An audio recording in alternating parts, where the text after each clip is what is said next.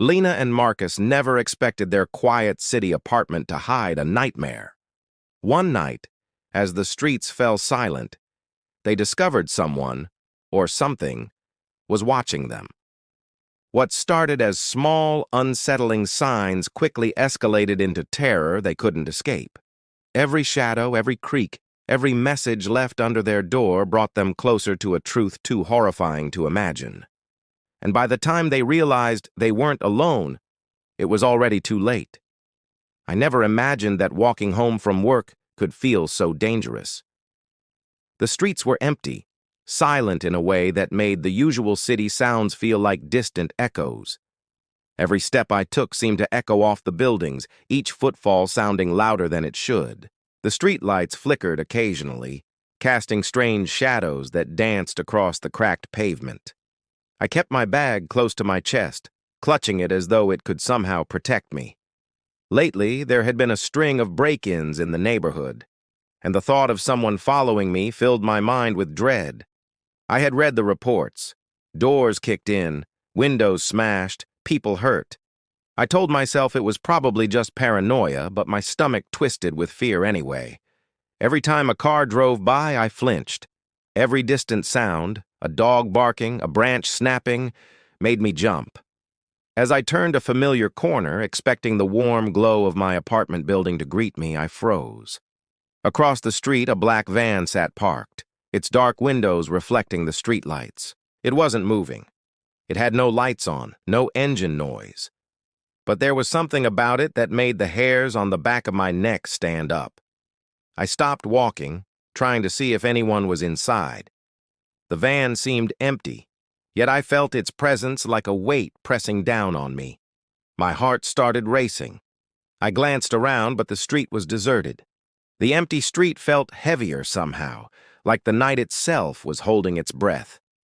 I quickened my pace, telling myself I was imagining things.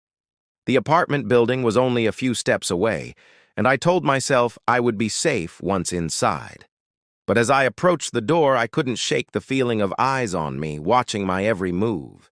I fumbled with my keys, hands trembling, and finally managed to unlock the door. I rushed inside, locking it behind me, my chest heaving, trying to calm my racing mind. I pressed my back against the door and took a long, shaky breath. The apartment smelled like stale air and furniture polish. I tried to convince myself it was over, that I was safe. But then, instinctively, I moved to the peephole to look outside. My stomach sank. The van was gone. The street was empty, perfectly normal. But I knew it hadn't driven away. My gut told me that it had been waiting, that it was never really gone. I spent the next hour pacing, my mind replaying every detail over and over. Every shadow, every flicker of light, every imagined movement seemed to taunt me. I couldn't shake the feeling that someone was out there, watching, waiting. And deep down, I knew this was only the beginning. I didn't sleep that night. I stayed close to the door, listening for the slightest sound, my fear crawling under my skin, twisting tighter with each passing hour. The city was quiet, but I wasn't safe. Not yet. And I had a horrible, sinking feeling that whatever was out there wasn't going anywhere. Sleep didn't come easy that night. Every sound in the apartment seemed sharper, more deliberate, as if the walls themselves were listening. I kept replaying the image of the black van in my head, imagining the shadowy figure inside, just waiting. My mind refused to quiet down. Every creak of the building, every distant thump from a neighbor's apartment made me jump. Even the wind brushing against the window felt like someone moving outside, testing whether I was awake. I lay in bed, clutching the blanket tightly, feeling my heart hammer against my ribs, unable to convince myself that I was safe. Around midnight, a new sound caught my attention. At first I thought it was the branches scratching against the window, but then I realized it was tapping. Light, deliberate taps, almost like fingernails coming from the glass. My stomach dropped, and my hands went cold. I hadn't opened that window in months, yet someone, or something, was there. I forced myself to look. The street below was empty. Nothing moved. Just darkness. And yet, I couldn't shake the feeling that someone was right there, staring at me. As I turned back to my bed, my phone buzzed. My hands shook as I reached for it. The screen lit up, showing an unknown number. A chill ran down my spine as I read the message. "I see you." My mind raced. How did they know I was home? How did they know I was awake? Panic clawed at me, making it hard to breathe. I checked the locks again, pressing my hands against the door, trying to calm the rising fear. But then I noticed something that made my blood run cold. Faint footprints pressed into the dirt of the flower bed outside my apartment. They were fresh, leading straight up to my building, and there were more than one set. Someone had been here while I was inside, and they had left a warning. I couldn't tell if the fear or the anger hit me first. My apartment, my sanctuary, had been invaded. Someone had watched me. My hands shook as I moved from room to room, checking every window, every corner. Nothing seemed out of place inside, yet I knew I wasn't alone. I imagined the black van parked again, waiting for me to let my guard down. I imagined dark eyes watching me, calculating, patient. The tapping at the window started again, softer this time, almost teasing. I froze, barely daring to breathe. I tried to remind myself it could be nothing, a prank, someone trying to scare me. But every instinct screamed otherwise. The city outside was silent, too silent, as if it had agreed to hide this predator with me. I wanted to call someone, to scream, to tell anyone what was happening, but I couldn't. My phone still showed the unknown number, and I felt like reaching out would only make it worse. Whoever this was, they were inside my mind already, planting doubt, fear, and helplessness. The tapping stopped, but the fear didn't. I stayed awake until the first light of dawn, staring at the window, imagining the figure disappearing into the shadows. I couldn't shake the thought that the message wasn't a warning, it was a promise. Someone was watching me, waiting for the perfect moment to act. And deep down, I knew that moment was coming sooner than I wanted. The next day felt unreal, like I was walking through a fog of fear. Every face on the street seemed suspicious, every passerby a potential threat. I kept glancing over my shoulder, expecting to see the black van lurking around the corner or a shadow that shouldn't be there. My hands shook as I held my coffee, and even the familiar hum of traffic sounded menacing. I tried to focus on work, but my mind refused. Every email, every phone call seemed to echo with an unspoken warning. They were still out there, watching. When I finally returned home, the apartment should have felt safe, but it didn't. The air was heavier, thick with the tension of the previous night. I dropped my bag on the floor and immediately noticed something unusual. A small piece of paper slipped under the door. I froze, staring at it, my chest tightening. Slowly, I bent down and picked it up. It was folded neatly, almost carefully, and when I unfolded it, my blood ran cold. In messy, hurried handwriting, a single word stared back at me. Alone. I dropped the note as if it burned my fingers. My apartment suddenly felt exposed, vulnerable. I checked every corner, every closet, even behind the curtains, but there was nothing. Nothing moved. Nothing breathed. And yet, I couldn't shake the feeling that someone had been here, had walked these floors while I was away. The locks were intact, the doors shut. But that small note told me otherwise. Someone had entered my home without my knowledge. As I examined the apartment, I realized the security camera outside my door was gone. Not damaged, not disconnected. It had been removed completely. My stomach sank. Whoever it was had planned this, had thought it through. They wanted to be invisible, to leave no trace. My mind raced through the possibilities. How long had they been watching me? How many times had they entered my apartment without me knowing? The idea that someone had been inside my home while I slept, while I went about my life, made my skin crawl. I tried to convince myself it was just a prank, but every instinct in my body screamed otherwise. The meticulousness of the note, the disappearance of the camera, it wasn't random. It was deliberate. Someone wanted me to feel vulnerable, to know that I was being hunted. I imagined their eyes following me, their footsteps silent behind my walls, their breath echoing in the empty spaces I couldn't see. I couldn't stay. I knew I couldn't sleep again, couldn't pretend this was normal. I began pacing, checking the locks again, moving from room to room, convinced I had missed something. The fear twisted tighter with every step. And then I noticed something even worse. Small scratches on the doorframe, barely visible but unmistakable.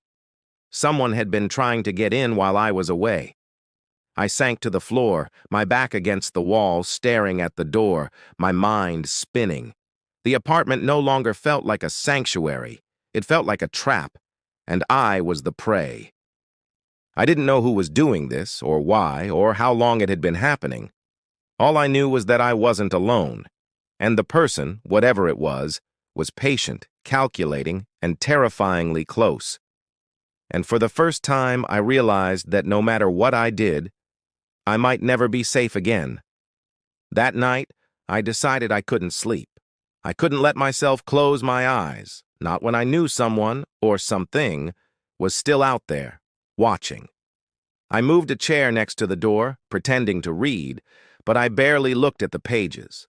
Every muscle in my body was tense, my ears straining for the slightest sound.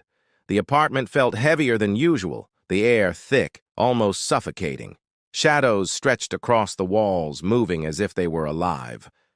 I told myself it was just my imagination, but deep down, I knew better. Hours passed slowly. The hum of the city outside faded into an eerie silence, broken only by occasional creaks in the floorboards. Then I heard it, a faint, deliberate scraping sound, soft at first, like nails running along the wood of the hallway outside my door. My chest tightened, and I froze. The sound grew closer, slower, methodical. I pressed myself against the wall, trying to disappear, my breath caught in my throat. The handle of the door rattled lightly, then stopped. My mind raced. Whoever or whatever was out there, they knew I was awake. They weren't just passing by. I could feel my pulse in my temples as the scraping began again, this time accompanied by a whisper of movement. My heart hammered so loudly I was sure it would give me away. I didn't dare look at the door. The sound moved along the hallway, pausing just outside my door for what felt like an eternity before retreating slowly into the darkness. My hands were shaking so badly I could barely hold my phone. I wanted to call someone, anyone, but the thought of making noise, of alerting them, kept me paralyzed. I realized then that the intruder didn't need to force their way in. They had been here before, they knew the layout, they had studied my routines. The thought made bile rise in my throat. Whoever it was, they weren't reckless. They were precise, patient, and terrifyingly clever. I couldn't understand why anyone would do this, why someone would watch me like a predator stalking its prey. My mind began racing through the possibilities, each more horrifying than the last. Was it a stalker? A criminal looking for something? Or something darker I couldn't even imagine? I spent the rest of the night pacing, listening for any hint of movement. The scraping stopped, but the fear remained, coiling in my chest like a living thing. By the time dawn began to creep through the blinds, I was exhausted, but my terror hadn't lessened. The apartment no longer felt safe. It felt like a cage, and I was trapped inside with my own fear. Every shadow, every small noise, every flicker of light felt like a warning, like the intruder was still there, just waiting for me to slip, to falter. When the sun finally rose, I moved cautiously to the window and peeked outside. The street was empty, silent, normal, but I couldn't shake the feeling that something was watching, waiting. I knew that this was far from over. Whoever had invaded my home was patient enough to wait, clever enough to hide, and bold enough to toy with me night after night. I had survived the night, but the dread gnawed at me, persistent and unrelenting. And deep down I realized that the night hadn't ended. It had only paused, and I had no idea when the horror would strike again. I didn't sleep that night, not even a minute. My eyes stayed wide open, scanning every corner of the apartment, every shadow cast by the dim streetlights outside. The fear from the previous nights had grown into something heavier, something almost tangible that pressed down on my chest. I couldn't ignore it any longer. Something, or someone, was no longer just watching me. They were closing in, waiting for the perfect moment to strike. I felt it in my bones, a warning my mind refused to understand fully. By morning, I forced myself to leave the apartment, moving cautiously through the hallway, checking the stairwell, glancing out every window as though the street itself might betray the presence of the black van, the unseen figure that haunted my nights. The neighborhood looked normal, quiet, but nothing about it felt safe. My senses were on edge, every small movement or sound twisting into a threat. And then I saw it.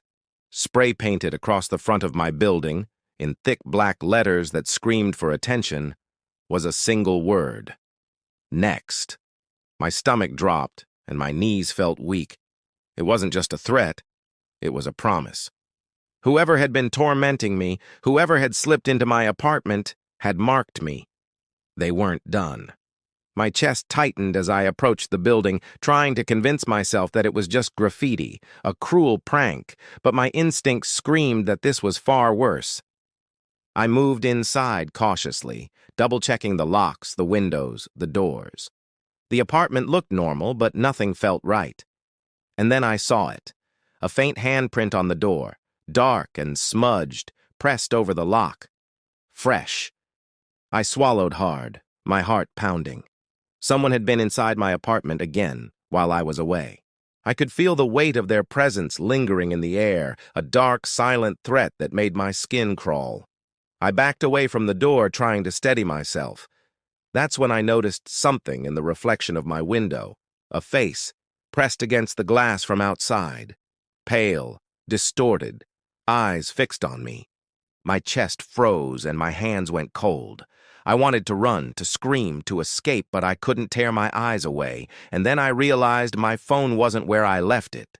Instead, there was another note, folded and placed carefully on the kitchen counter. I unfolded it with trembling fingers. It read, "Look behind you." I turned slowly, heart hammering, stomach twisting, but there was nothing. The room was empty, silent. Yet the air felt heavier, charged, as if the presence I couldn't see was closer than ever. Then I felt it, a cold, almost imperceptible breath on the back of my neck. My entire body stiffened. I couldn't move, couldn't speak. The fear was suffocating, unrelenting. The apartment no longer felt like a home. It was a trap, and I had become the prey. I ran to the door, threw it open, and looked out onto the empty street. No van, no figure, nothing. But I knew it didn't matter. Whoever or whatever was hunting me hadn't left. It was still there, patient, clever, and terrifyingly close. And in that moment, I realized something worse. I might never know who they were, why they were doing this, or when they would strike next. The terror wasn't just outside. It was inside me now, and it would follow me forever.